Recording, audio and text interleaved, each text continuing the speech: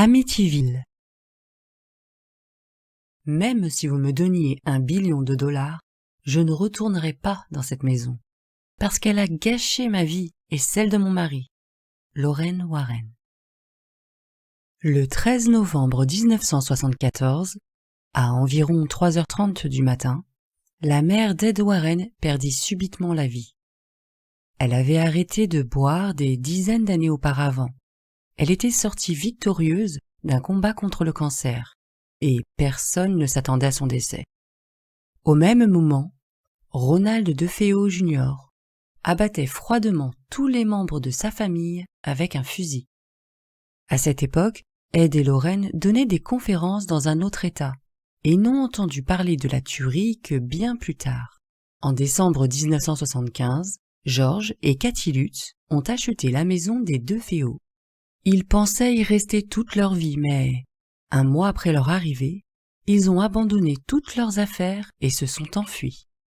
Quelques semaines plus tard, une chaîne de télévision de New York a demandé à Ed et Lorraine d'enquêter sur une maison de Long Island qui était tellement hantée que la famille avait fui de terreur. Ils ont accepté sans rien savoir de l'affaire. Au cours des années suivantes, ils ont souvent été interrogés sur le cas d'Amityville. Ils s'efforçaient toujours de répondre aux questions posées, mais ils ignoraient certains détails de l'histoire, et ils ne pouvaient parler que de leur expérience dans la maison. Finalement, en 1994, ils ont téléphoné à George Lutz pour lui demander de les aider à clarifier certains points. Avec sa permission, ils ont enregistré toute la conversation. Lorraine Warren. Nous avons quelques questions à vous poser concernant les événements qui se sont déroulés dans votre maison d'Amityville, au 112 Ocean Avenue. Des questions qui nous sont souvent posées lors de nos conférences. Ed Warren. D'après le livre de Jay Hanson Amityville, la maison du diable, pendant que le père Ralph bénissait votre maison, le jour de votre aménagement, une voix lui a dit de partir. Il est ensuite revenu sur ses propos. Est-ce que quelqu'un d'autre a entendu cette voix? Étiez-vous avec lui à ce moment-là? Peut-être l'a-t-il entendu télépathiquement. Ed se demandait si l'Église catholique, qui détestait la publicité, n'avait pas fait pression sur le prêtre. George Lutz. Je pense qu'il l'a entendu de façon audible, mais nous n'étions pas avec lui à ce moment-là. En fait, il ne nous en a jamais parlé. Il ne nous a jamais rien dit de ses problèmes. Ed. Croyez-vous qu'il ne vous a rien raconté pour éviter de vous perturber? George. Avant de partir, il nous a dit « J'aimerais que vous n'utilisiez pas cette pièce comme chambre. » Nous lui avons répondu que nous comptions nous en servir de salle de couture, et il a semblé satisfait. Ed. Vous a-t-il expliqué pourquoi vous ne deviez pas utiliser cette pièce comme chambre? George. Il nous a dit qu'il avait senti quelque chose là-bas, quelque chose qu'il n'avait pas aimé. Il nous a aussi conseillé de garder la porte de la pièce fermée autant que possible. Nous avons trouvé sa réflexion un peu étrange, mais nous avons acquiescé. Lorraine. Au bout de combien de temps les lévitations ont-elles commencé? George. Les premières se sont produites quelques jours avant que nous quittions la maison. Ed. Est-ce que tous les membres de la famille ont lévité? George. Non, seulement Kathy et moi. Toutefois, une nuit, les lits des enfants se sont mis à bouger tout seuls. Ils remuaient de haut en bas et ils étaient traînés sur le plancher. Au moment où ça s'est produit, je me suis retrouvée clouée dans mon lit. Kathy semblait plongée dans une transe de sommeil. Je voyais son corps rigide glisser loin de moi et il y avait plein de bruit dans l'escalier. Ed. Dans le livre, vous rentrez dans une pièce, vous voyez Kathy léviter et vous l'attrapez. Pouvez-vous nous expliquer comment ça s'est passé? George. C'est arrivé alors que nous méditions dans la maison de la mère de Kathy. J'ai levé les yeux. Kathy était rigide et elle glissait le long du mur, comme si elle avait été pendue par les mains. Je ne pouvais pas en croire mes yeux. Je l'ai attrapée, je l'ai ramenée sur le sol et elle s'est réveillée. Elle avait de grosses zébrures sur le ventre. J'ai appelé sa mère pour les lui montrer. À une autre occasion, alors que Cathy et moi étions allongés sur le lit, nous nous sommes mis à flotter dans la chambre. Ed, vous étiez conscient de votre situation? Georges, oui. Nous avons regardé en bas et notre lit était vide. Nous venions tout juste de nous réfugier chez sa mère quand ça s'est produit. Quand Cathy allait éviter dans la maison d'Amityville, je l'ai attrapée et je l'ai ramenée. Ed, avez-vous eu des difficultés à la faire redescendre? Georges, non, elle est venue directement. Ed, était-elle consciente à ce moment-là? Georges, non, elle s'est réveillée juste après. Ed, était-elle effrayée? Georges, elle était surprise, mais pas terrifiée comme moi. Elle a vu la peur sur mon visage. Ed, vous avez lévité combien de fois, vous et votre femme? Georges, j'ai lévité à 2 reprises avec Cathy dans la maison de ma belle-mère. Elle a lévité 2 fois dans son sommeil dans la maison d'Amityville, mais moi jamais. Ed, vous êtes resté en lévitation pendant combien de temps à chaque fois? Georges, j'avais l'impression que ça durait longtemps, mais probablement pas plus de 5 minutes. Ed, la fois où vous avez lévité en même temps, je crois me souvenir que vous avez regardé Cathy et que vous lui avez demandé « Tu arrives à y croire ?» Georges, oui, nous nous parlions l'un l'autre. Nous n'arrivions pas à y croire. Nous volions, flottions ici et là, regardions vers le bas et le lit était vide. Nous n'avions jamais expérimenté quelque chose comme ça avant et ça ne s'est jamais reproduit. Lorraine, Georges, vous avez parlé de meubles qui bougeaient tout seuls dans la chambre des enfants, les terrifiants. De quoi d'autre ont-ils été témoins? Georges, quand Missy nous a parlé de son petit cochon, nous avons pensé qu'elle avait beaucoup d'imagination, comme tous les enfants. Et puis, un jour, elle a descendu les escaliers et nous a demandé « Est-ce que les anges parlent ?» Nous avons été surpris de sa question. Elle n'avait que 6 ans. Mais nous ne pensions pas qu'elle avait vraiment vu quelque chose. Toutefois, un soir, j'ai vu les yeux de cette chose regarder vers la maison depuis le garage à bateau. Cathy et moi étions assis dans le salon, et les yeux nous observaient depuis l'extérieur. Ed, à quoi ressemblait-il? Georges, à 2 yeux rouges, petits et brillants. Ed, vous êtes sûr que c'était des yeux? Georges, oui, c'était vraiment des yeux, mais il n'y avait aucune silhouette derrière eux. Lorraine, la fenêtre par laquelle vous regardiez était-elle très haute? Georges, oui, les yeux devaient appartenir à quelque chose de très très grand. Ed, Cathy a parlé de traces de pas. Georges, nous avons vu des traces de pas dans la neige que nous n'avons pas pu attribuer à autre chose qu'à un animal à sabots fendus. Les empreintes partaient de la rivière juste à côté du dock. Ed, quel autre phénomène effrayant avez-vous observé dans cette maison? Parlez-nous de cette substance qui sortait des trous de serrure et qui ressemblait à du sang. Georges, ce truc grandissait. Il sortait des trous de serrure et grandissait. Les gouttes devenaient de plus en plus grosses. Nous ne les avons jamais vues grossir pendant la nuit, mais au matin, elles étaient sèches. Il y en avait dans toutes les pièces, à part la salle de jeu où se trouvaient la plupart des mouches. Ed, avez-vous fait analyser cette substance? Georges, nous n'arrivions pas à l'enlever. Je ne pouvais pas la détacher avec un couteau. C'était comme de la résine. Comme de la résine noire, mais en forme de larme. Nous en parlions comme d'une larme en train de couler parce que ça ressemblait à une grosse, longue larme de tristesse. Ed, est-ce que vous avez retrouvé de cette substance dans le garage à bateau? Georges, non, il n'y avait pas de substance dans le garage à bateau. Mais nous avons enlevé des meubles et nous avons remarqué quelque chose sur les tapis rouges.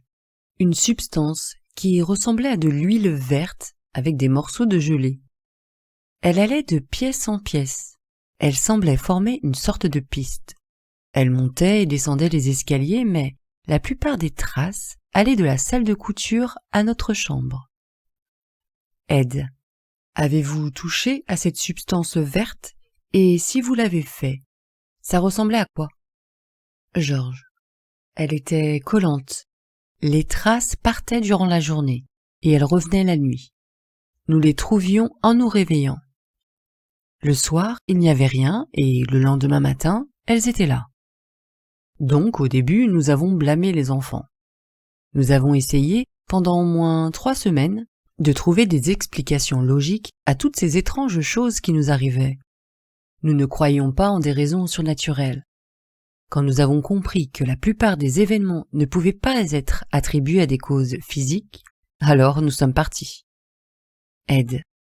Dans le livre, les enfants ont vu une créature. Qu'est-ce que c'était? Georges. Seule Missy parlait d'un cochon. Les garçons ont vu quelque chose d'autre. La même chose que Cathy et moi avons vu dans la cheminée. Missy, la plus jeune des 3 enfants de la famille, parlait avec la plus grande candeur de ses amis, Jody le cochon et les autres. Il venait dans sa chambre, s'asseyait sur son fauteuil à bascule et se balançait. Pour elle, c'étaient des amis.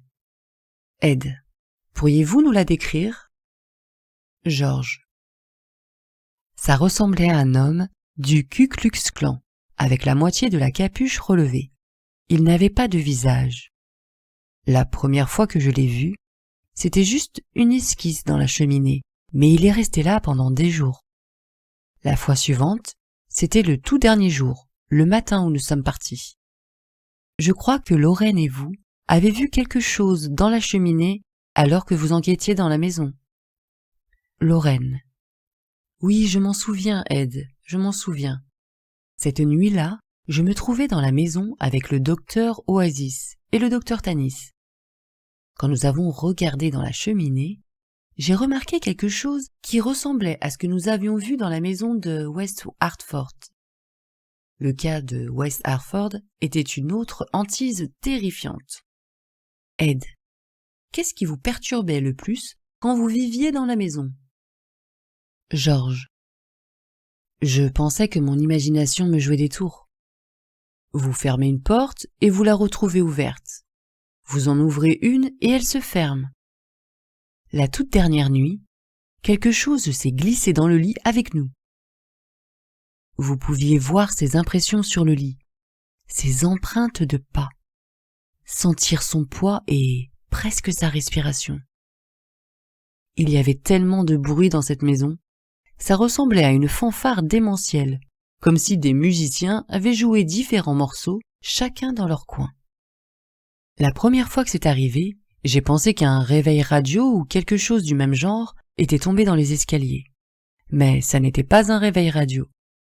Dès que je suis arrivé en bas des escaliers, tout s'est arrêté. Je m'attendais à voir les tapis enlevés en entendant le cliquetis des bruits de pas, mais ils étaient tous à leur place. En même temps, les portes et les fenêtres du rez-de-chaussée semblaient s'ouvrir et se refermer le plus fort possible. Ed. Le livre dit que la porte d'entrée a pratiquement été arrachée de ses gonds. Pourriez-vous nous en dire plus? Georges. La porte d'entrée était très lourde. Elle devait peser au moins dans les 70 kilos. Vous saviez quand quelqu'un la fermait. Peu importe où vous vous trouviez dans la maison, vous pouviez l'entendre claquer. Voilà ce qui s'est passé. À l'endroit où se trouvaient les poubelles, il y avait une clôture avec plusieurs portes. Un matin, nous sommes descendus et nous les avons retrouvées ouvertes. La moitié d'entre elles avaient été arrachées de leurs gonds. Ed. Les bruits ressemblaient à des tirs de pistolet? Georges. Ils ressemblaient seulement à des tirs de pistolet quand toutes les portes de la maison se mettaient à claquer en même temps. Ed. Votre tante Mary a participé à une émission de radio et elle a dit qu'elle avait vu la porte d'entrée et du contreplaqué arrachés. De quelle porte parlait-elle? Georges. Elle parlait peut-être de la porte de derrière. Il y avait une très grande porte, pratiquement de la taille de la porte d'entrée, et nous avons eu des problèmes avec elle quand nous étions là-bas. Je n'ai pas entendu ma tante Mary, donc je n'en suis pas sûre. Je sais qu'elle était à la maison pour Noël avec le reste de notre famille. Ed, vous avez eu de mauvaises odeurs. Dans le livre, le prêtre raconte que des odeurs infâmes ont envahi sa maison. Avez-vous eu quelque chose du même genre? Georges. Nous avions une odeur de parfum bon marché. Elle donnait la nausée, mais elle n'était ni putride ni horrible. Pendant 2 jours, nous avons eu une odeur pas très plaisante au sous-sol, ça c'est sûr. On aurait dit que quelqu'un avait été malade. Lorraine. Georges, vous vous êtes installé dans la maison d'Amityville, à quelle date exactement? Il semble y avoir une confusion. Certains parlent du 18 décembre, d'autres du 23. Georges. Nous avons déménagé le 18, et je pense que les choses ont commencé le 23. Vous devez bien comprendre que, pendant que nous vivions là-bas, nous essayions de tout expliquer. Les variations de température, les odeurs de parfum bon marché, et nos changements de comportement. J'avais arrêté de prendre des douches et d'aller au bureau. Cathy avait perdu tout intérêt pour les achats de Noël, et elle ne voulait plus sortir de la maison. C'était comme si nous étions trop déprimés pour faire quoi que ce soit, sans raison apparente. Nous avions une nouvelle maison. Je venais de monter ma propre affaire et les vacances arrivaient. Mais toutes ces choses étranges nous entraînaient vers le bas. Les claquements de porte qui nous réveillaient toujours à 3h30 du matin. Les mouches au milieu de l'hiver. Ed. Que s'est-il passé avec les mouches? Georges. Nous en avons tué des centaines, et elles sont juste revenues. Elles apparaissaient principalement dans la salle de jeu, mais nous en avons également trouvé dans la salle de couture. Ed. Avez-vous jamais demandé à vos voisins s'ils avaient des mouches dans leur maison? Georges. J'ai parlé aux voisins une fois seulement, par-dessus la barrière de la cour de derrière, juste pour me présenter. Nous n'avons jamais eu aucun rapport avec eux. Nous ne les connaissions pas vraiment. Ils ne venaient pas à la maison et nous parlaient à peine. Ed. Et l'idée de vous installer dans une maison où 6 personnes avaient été assassinées ne vous ennuyait pas? Georges. Non, nous savions qu'ils étaient morts là-bas, mais rien de plus. La maison n'avait rien à voir avec ça. Toutefois, après ce qui nous est arrivé, nous avons cherché à prévenir les autres. Nous voulions expliquer pourquoi nous étions partis et ne pouvions pas revenir. Lorraine. Est-ce que l'Église vous a soutenu? Croyait-elle dans votre histoire? A-t-elle essayé de vous aider à comprendre ce qui se passait à la maison? Georges. Franchement, je crois que si l'Église ne s'en était pas occupée, ma famille et moi serions probablement morts maintenant. Je n'ai aucun doute à propos de ça. Je pense que nous n'étions pas prêts à gérer ça. Nous n'avons pas été capables d'en parler à quiconque. Nous nous considérions comme des gens rationnels. Quand nous ne sommes plus arrivés à trouver de cause physique, alors nous avons réalisé que ça devait être quelque chose d'autre. L'Église a été là quand nous en avons eu besoin. Fort heureusement, Katie et moi pouvions parler de tout. Nous n'étions pas effrayés de ce que l'autre pouvait penser. Un jour, elle m'a dit « J'ai senti quelque chose m'attraper les mains pendant que je méditais. » Je lui ai demandé de tout me raconter, et elle l'a fait. Nous en avons tous les deux conclu que ça devait être notre imagination. Mais quand vous avez tous ces bruits, les odeurs, les mouches et tout le reste, et que vous n'arrivez pas à sortir de votre lit, comme la nuit où j'ai fait ces bruits bizarres. Ed, vous faisiez des bruits bizarres? Ed se rappelait certaines de leurs anciennes affaires. Il savait que des bruits bizarres, comme des cris d'animaux, étaient parfois le signe d'une possession démoniaque. Georges. Je faisais des bruits qui semblaient physiquement impossibles. 2 sons distincts, et pas vraiment naturels, sortaient de ma bouche. J'étais réveillé et assis sur mon lit quand c'est arrivé. C'était comme si plusieurs créatures sauvages avaient pris possession de mon corps. Ed. C'est plutôt inquiétant. J'ai une question, George, mais peut-être la trouverez-vous trop personnelle. Combien avez-vous perdu d'argent en quittant la maison et en refusant d'y retourner? Vous avez laissé toutes vos affaires là-bas, n'est-ce pas? George. Oui, entre l'acompte que nous avions versé, la revente précipitée de mes 2 bateaux, de mes 3 motos customisées et la fermeture de mon entreprise, j'ai perdu plus de 100 000 $. Mais quel rapport avec l'affaire? Ed. Bien, comme vous le savez, certains disent que vous avez monté un canular. Mais personne ne s'amuserait à claquer 100 000 $ pour monter un canular. George. Quand Cathy et moi nous sommes installés, nous avons fait une hypothèque. À cette époque, c'était difficile d'obtenir une hypothèque pour ce genre de maison à Long Island. Mais nous en avons obtenu pour 80 000 $, avec 3 000 $ d'intérêt par an. Nous n'avions aucun problème. Nous arrivions même à économiser de l'argent. Ed. Dites-moi, George, si vous vouliez annuler votre engagement, n'auriez-vous pas pu trouver un autre moyen que d'inventer des histoires de monstres et perdre une telle somme d'argent? George. Bien sûr, j'aurais pu brûler la maison. Elle était assurée pour bien plus que son prix. Elle était aussi assurée pour son remplacement, ce qui nous aurait bien arrangé. À la place, nous avons perdu plus de 40 000 $ entre les meubles et les bateaux, sans compter tout le reste. Plus rien ne nous importait quand nous nous sommes enfuis. Ed et Lorraine, qui avaient visité la maison quelques semaines après leur départ, pouvaient en témoigner. Nourriture, vêtements, argenterie, objets de collection légués par leur grand-mère, certificats de propriété, de baptême et de mariage. George et Katie avaient tout abandonné. Ed. D'après le livre Amityville, les Indiens Shinnecock habitaient autrefois la région, et John Ketcham a été enterré sur votre propriété. Pourriez-vous m'en dire plus à ce sujet? Jay Hanson a raconté que les Indiens de Shinnecock mettaient leurs malades, leurs fous et leurs mourants dans un enclos, à l'endroit où se trouve actuellement la maison d'Amityville. Au XVIIe siècle, John Ketcham a fait construire un petit cottage sur la propriété. Il avait été chassé de Salem pour des histoires de sorcellerie et sa réputation était terrible. Une fois sur place, il a continué ses sombres œuvres, torturant à mort un certain nombre d'Indiens et jetant leurs corps dans le lac tout proche. Il s'est finalement suicidé dans la cave en se tranchant la gorge et il a été enterré sur ses terres. Les gens qui ont acheté la propriété après sa mort parlaient déjà de phénomènes de hantise. Des années plus tard, le cottage de Ketcham a été transporté à quelques dizaines de mètres de là. La maison a été construite en 1928, mais la famille qui y a vécu n'a jamais été heureuse.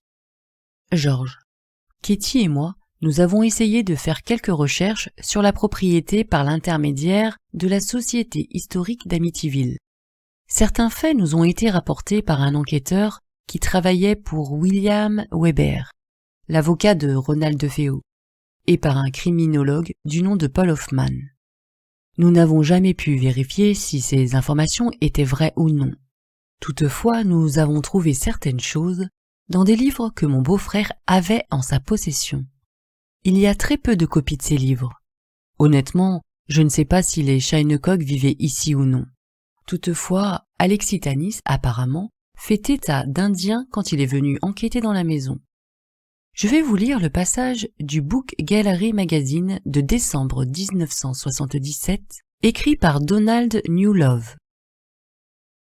Quand Alex Tanis, le docteur Carlos Oasis et moi sommes rentrés dans la maison, on ne nous a rien dit des meurtres, seulement qu'elle était hantée. Nous avons été laissés dans l'ignorance. Même le docteur Oasis, pour que M. Tanis ne puisse rien apprendre de la tuerie en lisant dans nos esprits, grâce à ses pouvoirs psychiques. Sans aide, M. Tanis a découvert les pièces où les meurtres s'étaient produits. À ce moment-là, il ne savait toujours rien de la tragédie. Il a senti une colonne d'air froid et il a eu des flashs. Il a dit que la maison avait été construite sur un cimetière indien non formellement consacré. Il est ensuite rentré en transe et il a vu des colons blancs, des Allemands, attaquer et tuer des Indiens alors qu'ils assistaient à un mariage. Un Indien mourant, un docteur ou un chef, a alors maudit cette terre de massacre. Cette maison, a expliqué M. Tanis, n'est pas tant hantée que maudite. Elle, ou le sol où elle a été construite. Les Indiens ne voulaient pas que les Blancs profitent de leurs terres, qu'ils avaient volées. On nous a aussi raconté que des Indiens atteints de la fièvre jaune avaient été capturés, attachés à des arbres et abandonnés à la mort. Ed, est-ce que cette information provient des archives de la Société historique d'Amityville que vous avez consultée? George, non, c'est juste une rumeur. Ed, d'après l'auteur du livre Amityville, l'histoire se retrouve dans les archives. George, je ne sais rien de tout cela. C'est sûrement basé sur ses recherches. Ed, quel a été votre premier contact avec le docteur Kaplan? Comment l'avez-vous rencontré? Stephen Kaplan était l'un des plus grands adversaires de la famille Lutz. Depuis que George et Katie lui avaient refusé la permission d'effectuer un exorcisme télévisé dans la maison, il clamait que toute l'histoire n'était qu'un canular. Il s'acharnait sur eux. À chaque fois qu'il passait à la télévision ou à la radio, il demandait un temps d'antenne identique. Et il disait qu'il en savait plus qu'eux, alors qu'il n'avait jamais mis un pied dans la maison au moment des faits. Ed et Lorraine Warren s'étaient renseignés sur lui. Stephen Kaplan se décrivait lui-même comme le créateur et le directeur de 6 instituts de recherche paranormale, dont il s'occupait depuis son appartement dans le Long Island. Malheureusement, aucune des organisations ou des universités avec lesquelles ces instituts travaillaient ne le connaissait. Ils avaient aussi découvert que le doctorat de M. Kaplan venait d'une école par correspondance, dont le fondateur et directeur était en prison pour des activités frauduleuses. Apparemment, il distribuait n'importe quel document contre de l'argent. George. Le 20 février 1976, j'ai parlé à M. Kaplan au téléphone. Ed. L'avez-vous appelé ou vous a-t-il appelé? George. Je devrais ressortir mes cassettes pour vérifier, mais je crois que je l'ai appelé. Ed. Et pourquoi donc? Vous aviez lu quelque chose à son sujet? George. Je ne sais plus si j'avais lu des choses sur lui ou si je l'avais entendu raconter à la télévision que des maisons de la rive sud de Long Island avaient des problèmes paranormaux. Il m'a dit que ce que j'expérimentais n'avait rien de nouveau, et il a déclaré que les gens devaient rester loin de la maison, parce qu'ils pouvaient se retrouver confrontés à quelque chose de dangereux. Il n'a pas confirmé ou infirmé l'existence de quelque chose de surnaturel dans ma maison. Il s'est simplement montré prudent. Ed. Lui avez-vous donné la permission d'enquêter dans votre maison à un moment ou à un autre? George. Non, nous ne l'avons pas fait. Toutefois, nous nous sommes mis d'accord pour un rendez-vous, le 5 ou 6 mars 76. Il nous a rencontrés, Katie et moi, dans un restaurant. Et il a amené quelqu'un qu'il a décrit comme une sorcière blanche avec lui. Ils voulaient tous les deux inspecter la maison. Ed. Que s'est-il passé ensuite? George.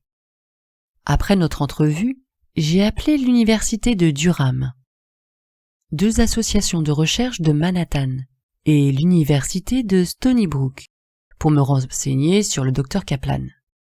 Nous voulions être sûrs que les enquêteurs que nous laissions rentrer dans la maison étaient connus et respectés par leurs pairs.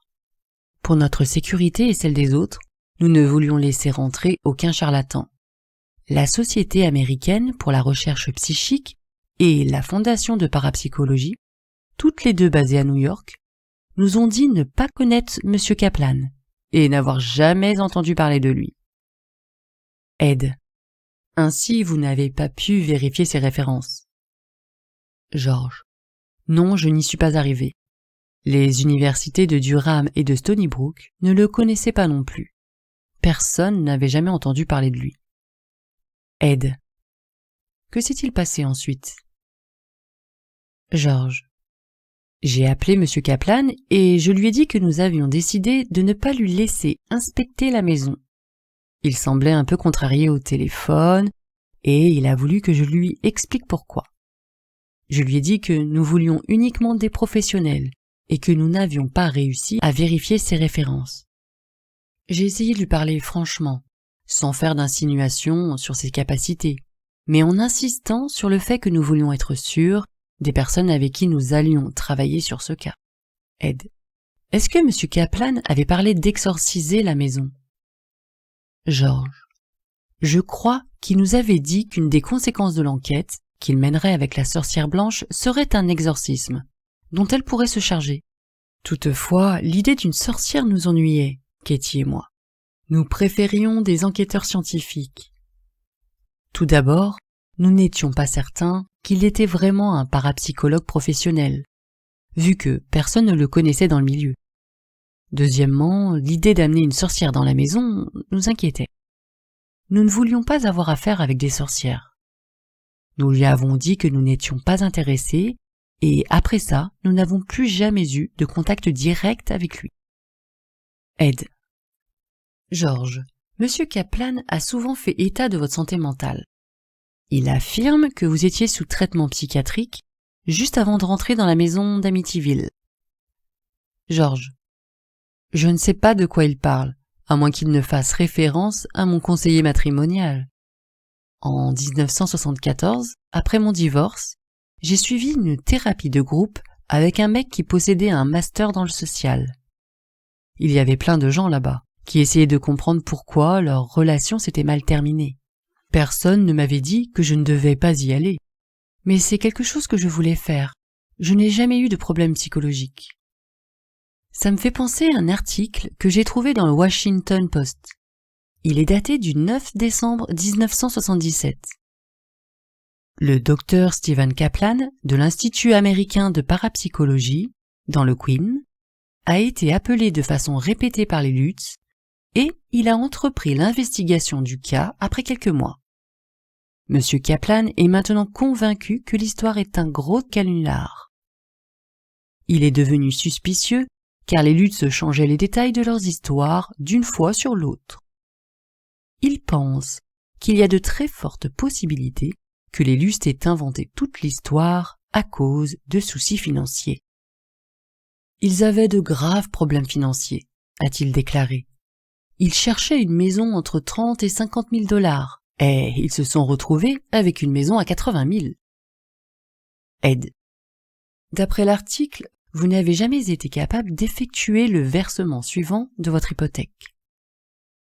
George. Nous avons payé l'hypothèque en juillet et en août 1976. Après, nous avons négocié avec la banque pour qu'elle prenne la maison et la revende. Ed. Vous avez quitté la maison le 14 janvier 1976.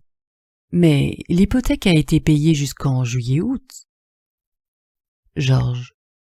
C'est ça. Nous vivions en Californie et nous effectuions toujours des paiements pour la maison. Nous étions inquiets à propos de notre crédit et à propos de la maison elle-même. Elle a été cassée et vandalisée. Les articles de journaux, comme celui que je vous ai lu, nous ont causé d'énormes problèmes. Et puis, il y avait des gens qui disaient avoir examiné la maison alors qu'ils ne l'avaient jamais fait. Ed. Ça n'a pas d'importance. Ils n'ont pas enquêté pendant les 28 jours où vous avez été dans la maison, ou immédiatement après votre départ. Lorraine et moi, ainsi que d'autres enquêteurs expérimentés, nous sommes allés dans votre maison alors que les meubles et toutes vos affaires étaient toujours là. M. Kaplan et M. Moran ne peuvent pas en dire autant. George. Je ne connais pas M. Moran. Je ne sais vraiment pas qui c'est. Maintenant, j'ai lu dans une interview qu'il a accordée au College Point Tribune qu'il avait enquêté pendant plus de 4 mois dans la maison et qu'il avait quelques doutes quant à certains détails du livre. Du moins, c'est ce que j'ai compris. Le problème, c'est que je ne sais pas qui est M. Moran. Est-il connu et respecté ou essaie-t-il de se faire un nom? Je ne sais pas.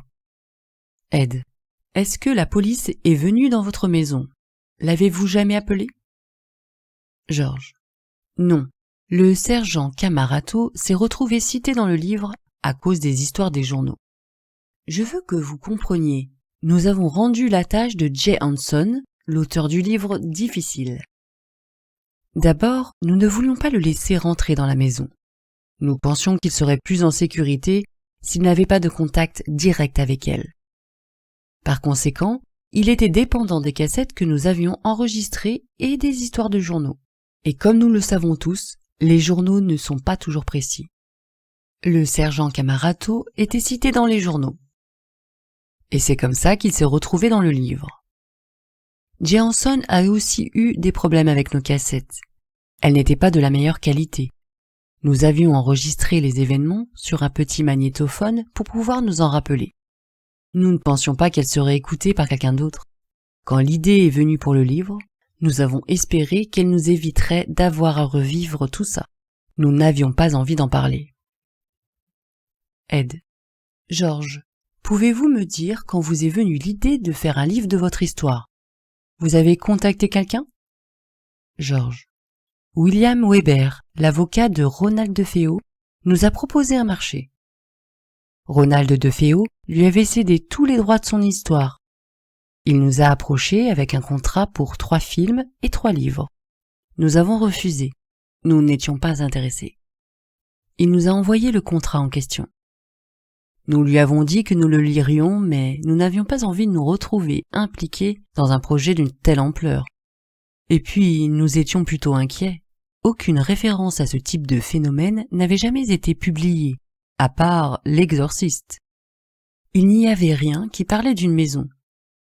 Après réflexion, nous nous sommes dit qu'un livre pourrait aider Ronald DeFeo et les gens qui traversent la même chose, qu'ils sauraient qu'ils ne sont pas fous, que ce genre de choses arrive vraiment, et que ça serait très bien, même si ça n'aidait qu'une personne. Et puis, un de nos amis m'a dit « Écoute, laisse-moi appeler Prentice Hall pour voir s'ils veulent bien envisager l'éventualité d'un livre avec toi. » Nous avons acquiescé et nous sommes allés à New York pour rencontrer Tom Mossman. Jay Hanson était là. Il s'est assis avec nous pour parler du livre et de nos motivations. Ça s'est passé comme ça. Ed.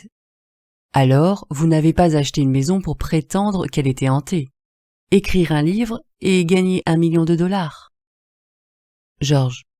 Nous aurions dû être les meilleurs menteurs du monde pour réussir à faire ça. Et joliment stupides pour mettre des choses dans le grenier et acheter un nouveau bateau. Ed. En nous basant sur notre expérience, vous auriez dû être les meilleurs clairvoyants du monde aussi. George.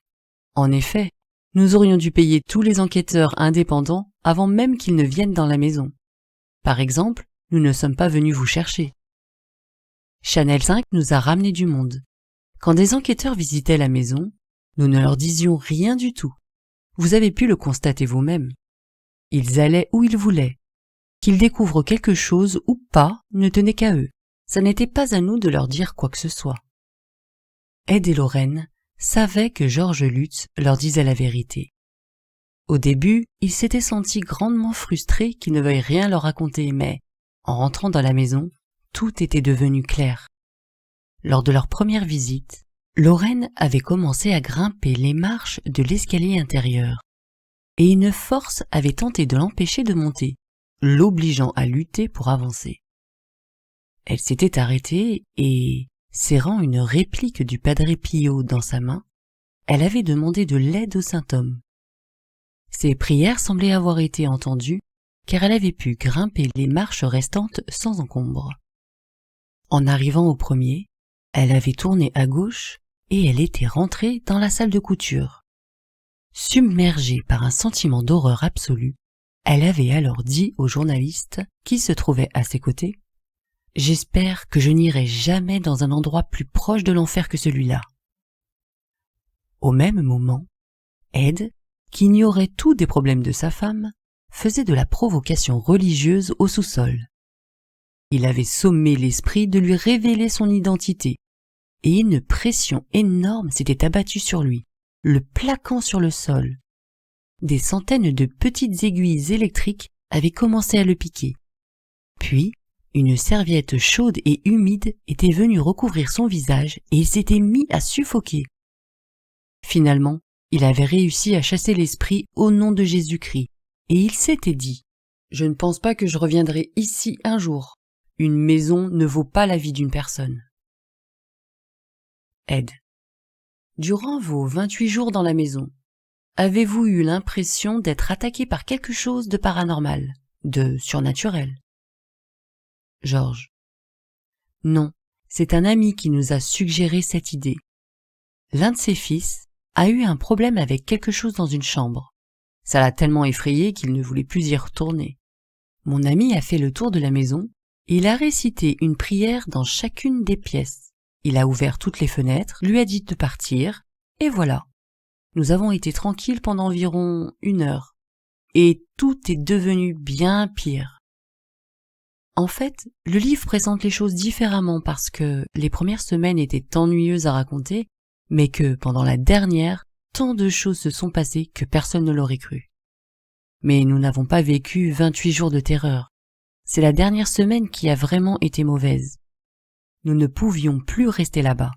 Les vrais problèmes ont commencé quand nous avons essayé de chasser la chose de la maison. Ed. D'accord. Donc, c'est la bénédiction qui a vraiment amené le phénomène qui a terrifié votre famille, vous forçant à quitter la maison. Georges. Oui, ça, et le fait que nous n'arrivions plus à expliquer les différentes choses qui se produisaient. Il n'y avait rien que nous puissions faire ou arranger. On devait juste partir. Les mains de Katie étaient touchées, elle s'évanouissait ou lévitait. Les toilettes devenaient noires, des mouches et des substances bizarres n'arrêtaient pas d'apparaître, etc. Ce sont des choses que nous n'arrivions plus à rationaliser. Ed. Quand nous nous sommes rencontrés la première fois, vous n'avez pas voulu vous rapprocher de votre maison d'Amityville. Vous avez laissé des possessions de prix derrière vous. Vous êtes aussi un ancien marine, pas vraiment le genre de gars à se laisser impressionner facilement. Qu'est-ce qui vous a le plus effrayé dans la maison? Georges. Ça a pris beaucoup de temps avant que je perde mon sang-froid et que j'en arrive au point de rupture. J'étais prêt à casser les murs ou à faire ce que j'avais à faire pour en finir avec ce problème. J'ai crié et crié à cette chose de venir, de se battre avec moi et d'en finir avec ça. Je voulais qu'elle laisse ma famille tranquille. Elle n'a pas voulu. J'avais l'impression qu'elle était plus intelligente que moi. Ed. D'accord, Georges. Je pense que nous avons assez de munitions pour répondre aux questions qui nous ont été posées et tenter de contrer la désinformation. Peu avant la tragédie, Ronald DeFeo avait rencontré le père Wren au Canada. Il cherchait alors un moyen de se soulager de ce qu'il avait décrit à ses voisins comme un démon sur mon dos. Il était revenu de voyage avec des statues religieuses qu'il avait placées ici et là dans la maison. Et il avait fait dire des messes dans toutes les pièces. Après leur départ, Georges et Katie avaient parlé avec le père Wren et il leur avait demandé de transmettre un message à Ed et Lorraine Warren. Lorraine. Le prêtre vous a laissé un message pour nous? Georges. Elle, les choses dans cette maison, ne laisse personne s'éloigner d'elle. Ce sont les mots du père Wren. Lorraine. Autrement dit, elle vous possède d'une manière ou d'une autre. Georges. Tout à fait. Elle ne laisse personne s'échapper quand elles en décident ainsi. Et vous n'avez aucune idée de combien elles sont fortes et puissantes. Quand je dis elles, vous comprenez. Lorraine. Oui, mon cher, nous saisissons parfaitement. Georges. Je suppose que c'est un avertissement.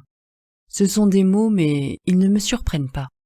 C'est pourquoi je vous conseille de ne jamais retourner dans le comté de Suffolk. Ed raccrocha le téléphone. Il comprenait les paroles du prêtre. Après avoir chaleureusement remercié Georges Lutz, il se souvenait des 2 cyclones noirs qui étaient apparus dans leur maison de Monroe le soir de leur retour. Jamais il n'avait vu de phénomène semblable en dépit de leurs dizaines d'années de recherche. Il se souvenait également de leur accident de voiture. Un jour, alors que nous roulions dans une voiture de location sur une route traversant un magnifique village, je n'ai pu m'empêcher de commenter. Même l'horreur d'Amityville ne peut pas nous atteindre ici. Au même moment, notre voiture a dérapé et elle a plongé dans un fossé. Nous avons immédiatement fait appel aux forces divines et nous avons été sauvés du pire. Un camion se trouvait derrière nous. Le chauffeur a alerté les secours par radio et un policier est arrivé.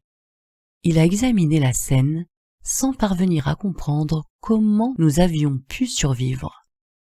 Aucune explication n'a jamais été trouvée quant à la cause de l'accident. Ed et Lorraine Warren ne sont pas les seuls à avoir eu des problèmes après s'être intéressés à la maison d'Amityville. Durant la préparation de ce livre, l'un des principaux responsables du projet a rapporté s'être senti malade et nauséeux dès qu'il s'asseyait pour travailler sur le manuscrit dans son bureau de Long Island. Quand il effectuait la même tâche à Manhattan, il se sentait tout à fait bien. D'après les recherches effectuées par la chaîne History Channel, tous les hommes qui ont enquêté dans la maison d'Amityville avec Ed et Lorraine ont été victimes d'une crise cardiaque. Ed a survécu à la sienne, mais elle a été fatale à beaucoup d'autres. Jay Hanson lui-même est mort à 58 ans des suites de son opération du cœur. Le jeune homme qui a vécu dans la maison après la famille Lutz a succombé à une crise cardiaque à l'âge de 28 ans.